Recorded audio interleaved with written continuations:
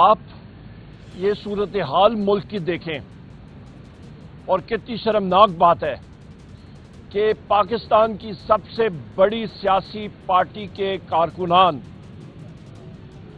انسداد دہشت گردی عدالتوں میں پھر رہے ہیں۔ محب وطن لوگ جن کے خلاف کسی قسم کا کوئی ثبوت نہیں ہے، ہمارا لیڈر وزیر اعظم عمران خان، بشرا بی بی صاحبہ، ڈاکٹر یاسمین راشد صاحبہ، شاہ محمود قریشی صاحب، میاں محمود الرشید صاحب، اعجاز چودھری صاحب، عمر چیمہ صاحب، حسان نیازی صاحب، سالار ہمارے جو ہیں کاکڑ صاحب، وہ ابھی کل ہی رہا ہوئے ہیں۔ ہمارے بے شمار اور اسیران اس وقت جیل میں ہیں۔ کیوں؟ ان کی صرف ایک غلطی ہے کہ انہوں نے پاکستان کے لیے اور جمہوریت کے لیے آواز اٹھائی۔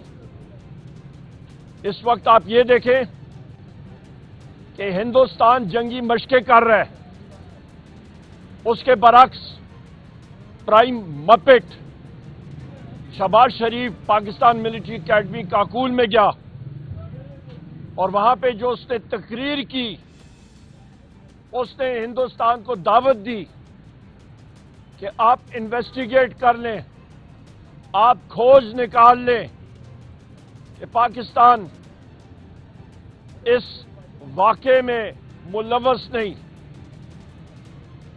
یہ اسی طرح ہی ہے کہ آپ اپنے گھٹنے ٹیک دیں۔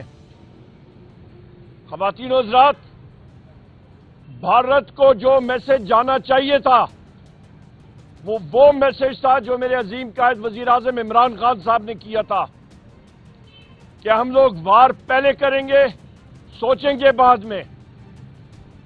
بھارت کی 3 ایٹمی آبدوزیں اریہنت کلاس کی، وہ ہائی سیز میں ہیں۔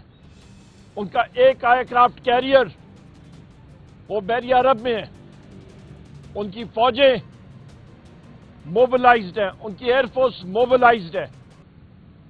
ہمیں واضح پیغام ان کو دینا چاہیے کہ بھارت نے پاکستان کی طرف آنے کی کوشش بھی کی، ہم لوگ ٹیکٹیکل نیوکلیئر ویپنز کے ساتھ ان کے اڈوں پہ سٹرائک کریں گے، یا بھارت نے خدا نخواستہ پاکستان کے اوپر کروز میسائل براموس سپرسونک میسائل کے ساتھ یا اپنے فائٹرز کے ذریعے سٹینڈ آف ویپنز کے ذریعے پاکستان پہ یا آزاد کشمیر کے کسی علاقے میں حملہ کیا، تو پاکستان کا واضح موقف ہونا چاہیے کہ جن ہوائی اڈوں یا جگہوں سے وہ لانچ ہوئے تھے ان جگہوں کو ہم لوگ ہٹ کریں گے، کنونشنل اور نیوکلیئر ویپنز دونوں کے ساتھ۔ یہ ہماری واضح پالیسی ہونی چاہیے، کیونکہ بھارت ہمارے نیوکلیئر ٹریگر پوائنٹس کو ٹریگر کر رہا ہے۔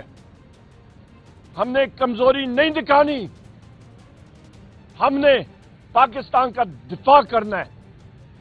اور پاکستان تحریک انصاف، ہمارے لیڈر وزیر اعظم عمران خان صاحب کا بھی یہی حکم ہے۔ ہم لوگ محب وطن لوگ ہیں۔ یہاں پہ آپ یہ دیکھیں کہ اس وقت پاکستان میں یا کسی لیڈر کی سنوائی یا بات سنی جاتی ہے، وہ وزیر اعظم عمران خان صاحب ہیں۔ موجودہ کٹ پتلیوں کی کسی قسم کی عوام میں پذیر رائی نہیں ہے، ان کو کوئی مانتا ہی نہیں ہے۔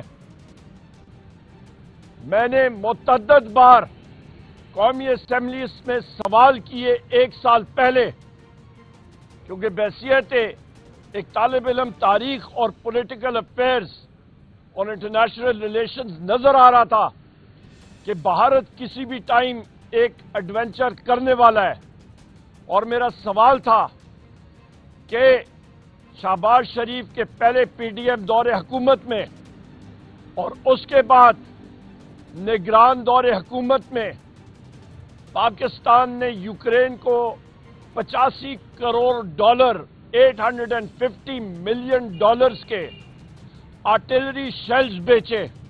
کل میں نے اس کی ٹویٹس بھی کی उस सवाल का जवाब देने से मिनिस्ट्री ऑफ डिफेंस ने इनकार कर दिया और कहा कि ये खुफिया राज है, दुनिया को मालूम है, पर यह हुकूमत, ये रजीम उसको खुफिया रखना चाहती है।